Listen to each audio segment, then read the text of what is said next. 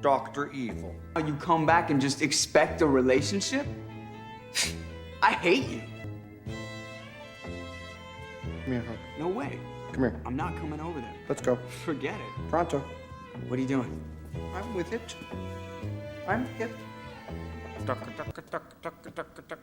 Whether you're watching this video when it went live, or watching it in months or years from now, this video about Call of Duty will more than likely still be relevant in the long distant future of this franchise. Last weekend, Call of Duty Black Ops 4 activated its first private beta on PlayStation 4, and it's clear to see the community is extremely divided on how they feel. As a Call of Duty veteran, I've played every single Call of Duty since the very first one was released. I even played Black Ops on the Wii and COD 4 on the DS. I was a die-hard fanboy for majority of my childhood and growing up, and this needs to be mentioned, not to be a show-off, but so you can get an understanding of my experience with the Call of Duty franchise and clear any water on any bias I may have. My YouTube channel used to be centered around Call of Duty and not anything else. I used to do normal commentaries, trolling, stuff like that, but at the same time, I like to be a bit more critical than other channels, and over the years I've noticed a repeating cycle with Call of Duty which has caused the franchise to stop innovating, leading to a gradual standstill in quality and gameplay. As a pre-warning, there will be other YouTubers referenced in this video for their involvement with Call of Duty, which I may criticise, so please don't take my comments as shots at them. That's not what this video is about. There's no easy way to start this. There are lots of major and minor ways the video title could be answered, but I'm going to talk about what I think are the most impactful on the Call of Duty franchise, starting with the notorious Call of Duty content creators. When it comes to YouTubers and COD, for years there's always been speculation that the biggest Call of Duty YouTubers are paid by Activision, and that's all a lot of people say. In truth, the problem isn't the fact they're paid, it's the bias and power that come alongside it, and my theory suggests that if anything, for a while, and in many cases still now, there's actually a somewhat fear of giving criticism to Call of Duty games. If you're not aware, every single year a few months before a Call of Duty game's release, Activision would invite the most popular players, YouTubers and streamers to their studio to record their own exclusive gameplay for their YouTube channels. When this promotion first started happening, in-studio betas were only available for a select few creators, aka the absolute biggest. Because of this, these channels would have permission to use gameplay in videos without the fear of being copyright striked by Activision, whereas creators like myself would never be allowed such a royalty. Some YouTubers were even given permission to completely re-upload reveal trailers at the exact same time the original trailers were released. For Activision, this was essentially free promotion. If you don't believe me, take a look at Ali A's most popular videos from back then. During this time, it would be very rare to hear these YouTubers mention anything negative at all, and at its core, it's clear to see that there is an unfair tactic used by the publisher to make out that everything in their game is buy-worthy. Activision carefully selects who gets to see their game, based on whether they are overall supportive of the brand or not. Of course, this is the obvious business decision. You wouldn't want people to be slamming your game, but in the same breath, you can't expect every YouTuber to force your own positive narrative. I feel that this process should be a bit more open, and YouTubers should feel more able to give an honest opinion of the game without the fear of being blacklisted from future opportunities. Because Call of Duty is an annual release that dies after a few months, Call of Duty YouTube channels almost rely on the content like early gameplay to keep their channel afloat.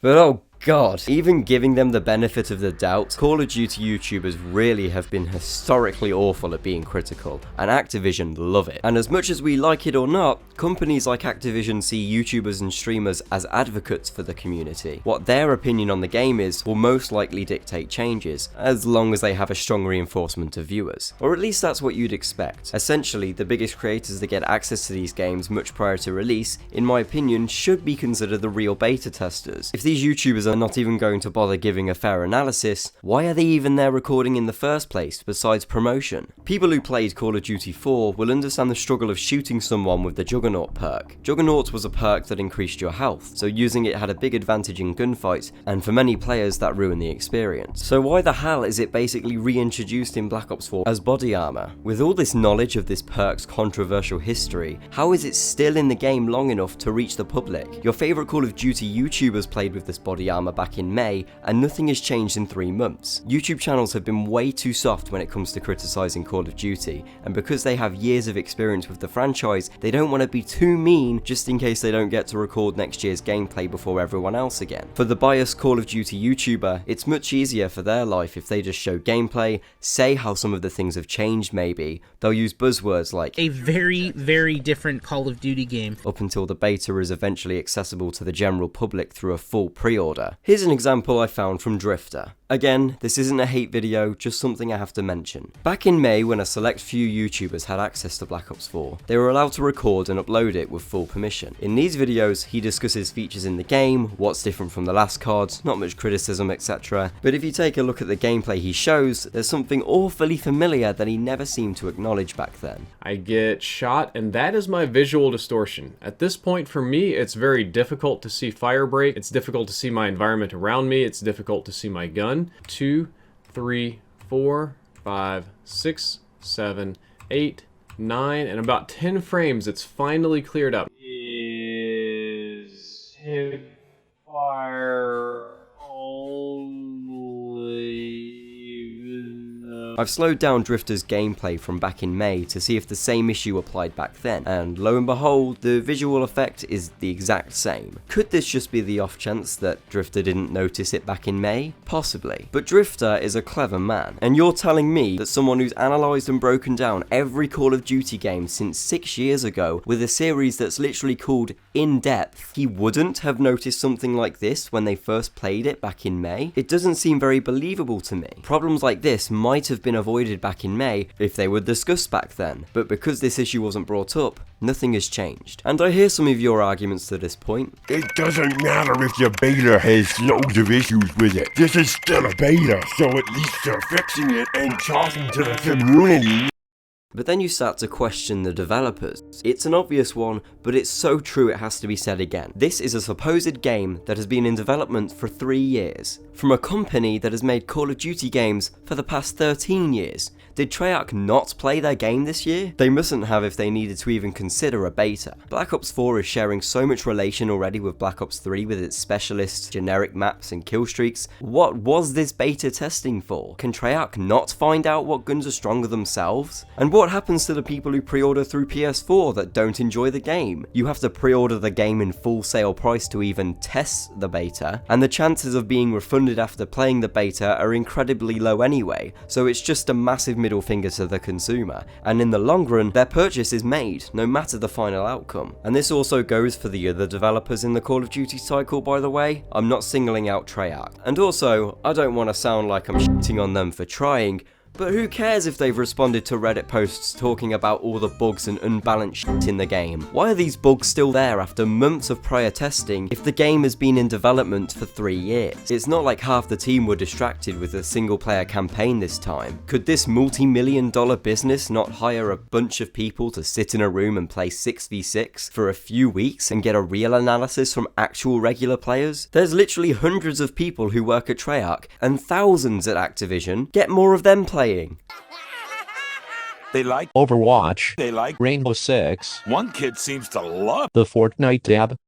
What more do they want? This also ties to the beta's excuse being testing the servers. I don't know much about internet and servers, okay, but again, this is a damned company with a game series that's been around longer than the majority of the people playing it. By now, they must have some clue on how servers work and what the size of their audience will be. If they can't even sort out the multiplayer a few months from release, I actually dread to think what the Battle Royale mode will be like. This is the AAA company run by one of the richest gaming publishers. These aren't indie developers, so why are we treating them like they're children building a Lego car at kindergarten? And I still do strongly support developers who become involved in their community and respond to gamers, and I get that's what they're going for, but it's pretty disingenuous for this corporate ass post to try its best to be relatable and hip with its fans. I mean, right here, they're literally showing off a glitch in their game that made it 3 years through production into beta of a dog flying off the map. It's hilarious, but also f***ing embarrassing for Treyarch. But it doesn't matter if it's embarrassing, because by that point, Treyarch have already won half the community back over. Gaming audiences eat up developer statements now like they're receiving a blessing from the gods,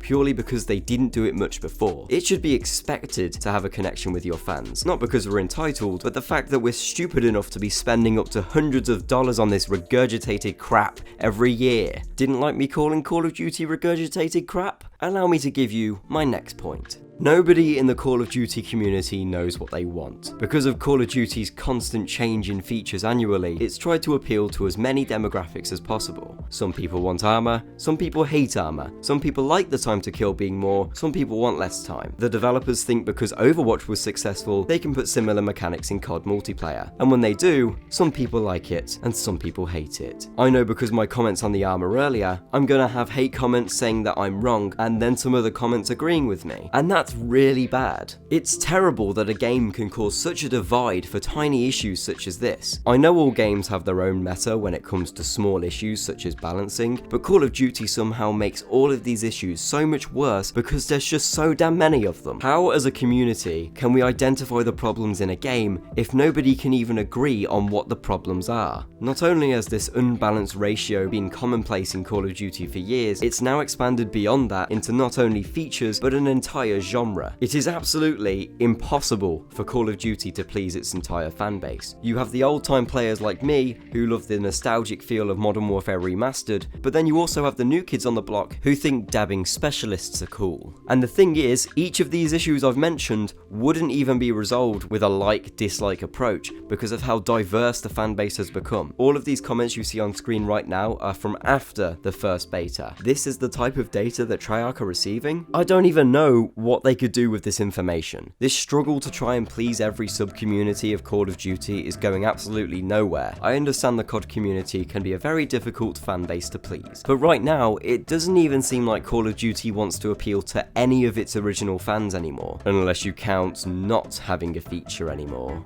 Can you thrust jump? As much as us old Call of Duty players want a classic game again, those very mechanics were seemingly only the foundations of the current Call of Duty game. You could say COD World War II was a step back in movement mechanics, but then again, there's absolutely no way you could compare it to a series like Modern Warfare. When World War II was first released, it sold as this serious, dark World War II shooter, and then after a few months, We thought we knew what war would be like. But nothing prepared us for this. I hope you're hungry because we fired up the grill and are cooking up some meaty content just for you. We've even got this free new sandbox map. No, really, it's a sandbox. And you play as a teeny tiny toy soldier. what the f are they going for with this franchise, man? Not that I'm against things like this, but it just confuses me because it completely contradicts how they were selling the game when it first launched. The younger, new gamers of the world have already experienced much more complicated mechanics such as building in Fortnite, the tactical gameplay of Rainbow Six Siege, and the thrill of getting an overtime clutch in Overwatch with different heroes. And Activision's response to this is to try and cram all of it together, but with their title. And you know, the kids will probably like these things in Black Ops 4. And some of them will probably hate the things. There will never be a middle ground. This may seem like a sad thing to say, but I really hope Black Ops 4 is the last Call of Duty game for at least a couple years. After all, Black Ops 4 has 10 years worth of content, right? Or whatever the hell that means. We're bringing to bear 10 years worth of Black Ops Universe features. They'll just release a new title next year and act like this game didn't exist, just like they did with COD World War II and every year before that. I myself haven't pre-ordered Black Ops 4 and I don't plan to anytime soon. It's time for us to take action, just like we did with Battlefront 2. If somehow the Battle Royale mode is an extraordinary masterpiece, I might consider it, but not at the $60 price tag. Please don't support something so scummy. Buy another game instead and get an experience you've never had before somewhere else. And you don't have to take that advice. You can buy the game and you can enjoy it if you want. If this is the type of game you want, then I recommend buying it. But if you're a Call of Duty fan who's annoyed for another year that it's not pleasing you, don't just buy it anyway, because that's one of the reasons why this cycle will always continue. I want to be optimistic for this title, but it's just so goddamn tiring to me at this point. And as divided as this comment section is going to be on this video, tell me how you feel in the comment section below, and let me know what your first Call of Duty was. A big shout out to my Patreon supporters. I wouldn't be able to continue making these videos without your continued backing. As much as the ratings on this video are going to be very mixed, I hope you enjoyed this video too. I'll see you later, love you all.